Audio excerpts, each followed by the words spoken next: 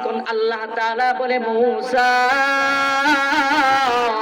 ও মূসা, তুমি বুঝলা না, আমার বান্দাটা যখনই জঙ্গলের মধ্যে তার সন্তানটাকে নিয়ে জঙ্গলের ভিতরে গেল, জঙ্গলের ভিতরে যাওয়ার পর আমার বান্দাটা যখন তার সন্তানটাকে প্রশ্ন করলো, বাবা গো, এই যে জঙ্গলের ভিতরে আমি আপনি ঢুকলাম, এই জঙ্গলের চাইতে বড় আরো কোনো কিছু আছে কিনা, ওই গাছপালার চাইতে বড় আরো কোনো কিছু আছে কিনা?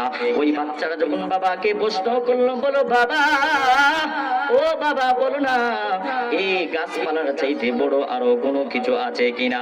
তখন বাবা জবাব দেয়, সন্তান, ওই গাছপালার চাইতে বড় আছে পাহাড়গুলো। সন্তানকে যখন ওই প্রশ্নের উত্তর দিলেন, আবার সন্তান জিজ্ঞেস করতেছেন, বাবা গো, ওই যে পাহাড়গুলো দেখা যায়, ওই পাহাড়গুলোর চাইতে বড় আরো কোনো কিছু আছে কিনা? তখন সন্তানকে বাবা বলে, হে আমার সন্তান, শুনে নাও, এই যে পাহাড়গুলো দেখতেছো, ওই পাহাড়গুলোর চাইতে আসমান হলো সবচেয়ে বড়। তখন সন্তানটা আবারও বাবাকে জিজ্ঞেস করলেন, ও বাবা, আসমানের চাইতে আরো বড় কোনো কিছু আছে কিনা? তখন ওই লোকটা চোখের পানি ছেড়ে ছেড়ে কান্না শুরু করে দিলেন, হাই হাই।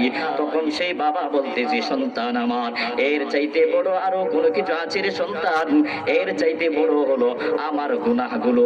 ও বাবা এই কথা বলে চোখের পানি ছেড়ে কান্না শুরু করে দিলেন। সন্তানটা আবার বাবাকে জিজ্ঞেস করতেছেন, বাবা আমার, ও বাবা, তোমার গুনার চাইতে আরো বড় কোনো কিছু আছে কিনা? ওই লোকটা তখন বলে, আমার গুনার চাইতে আল্লাহ তাআলার রহমত হলো অসংখ্য অগণিত লক্ষ লক্ষ কোটি কোটি গুণ বড়, আমার গুনার চাইতে আল্লাহর রহমত। ওই লোকটা যখন ওই কথা বললেন, আল্লাহ তাআলা সাথে সাথে তার জিন্দেগীর গুনাহগুলো আল্লাহ মাফ করে দিলেন।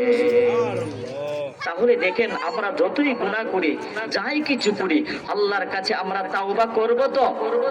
হ্যাঁ, একটা গুনাহ করেছি, একটা গুনার জন্য আমি তাওবা করে নেব, সাথে সাথে আল্লাহ দেখবেন আপনার গুনাহ মাফ করে আল্লাহর প্রিয় বান্দা হিসেবে আপনাকে গণ্য করাবো।